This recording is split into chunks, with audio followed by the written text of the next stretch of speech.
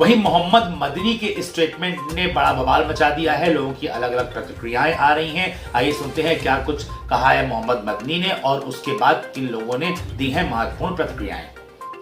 रेहाना फिरकावारियत को फरोग दिया जा रहा है, वो हरगिज इस मुल्क की मिट्टी और खुशबू से मेल नहीं खाती। जमीयत उलमा हिंद और उसके अकाबिर की सही और जद्दोजहद भी भारत के माजी व हाल की सुनहरी तारीख का ज़रिए उन्वान है। मुत्तहिदा कौमियत और हिंदू मुस्लिम यकजहती का फिक्र व फलसफा उनकी अता करदा विरासत है। उसके मद्दे मुकाबिल हिंदुत्व की मौजूदा दौर में जो तशरीह की जा रही है और हिंदुत्व के नाम पर जिस जारहाना फिरकावारियत को फरोग दिया जा रहा है, वो हरगिज इस मुल्क की मिट्टी और खुशबू से मेल नहीं खाती।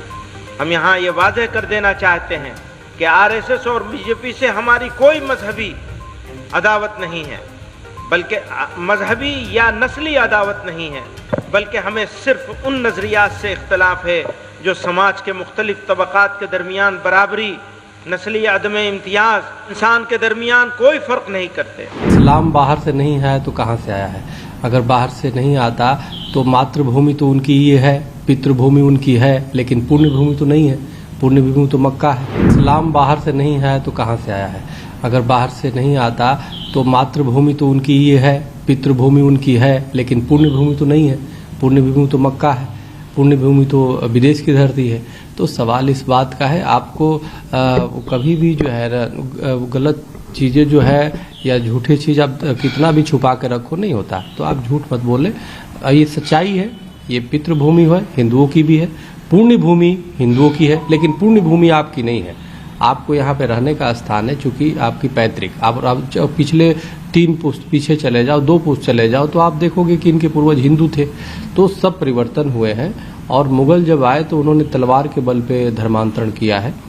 तो इसलिए कोई लालच के बल पे, कोई डर से धर्मांतरण किया है। इनके पूर्वज तो पहले देखो तो पितृभू पुण्यभू सब यही के थे।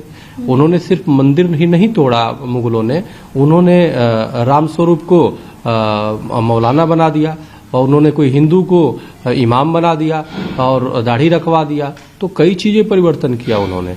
तो इसलिए जो है अब हिंदू का तो पितृभू पुण्यभू प्रथम और अंतिम सब जन्मभूमि मृतभूमि सब हमारा भारत है, इसलिए हम वो करते हैं। तो इसलिए हमें लगता है कि भारत को सिर्फ एक पितृभूमि और खाने पीने की और पिकनिक मनाने का स्थान नहीं होना चाहिए।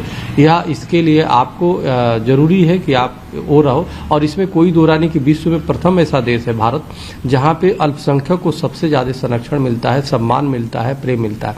लेकिन उसके एवज में अल्पसंख्यक वर्ग से हमें लगता है कि उस रूप में देखा जाए तो ईमानदारी नहीं झलकती कहीं ना कहीं। क्योंकि आप देखो कन्हैया कुमार की हत्या होता है, आपने कभी नहीं देखा होगा कि मुस्लिम संस्थानों ने कभी इन आतंकियों के खिलाफ फतवा जारी करते हो। लेकिन वही एक मुस्लिम बेटी अगर गणेश जी की आरती कर देती है तो उसके खिलाफ फतवा जारी हो जाता है।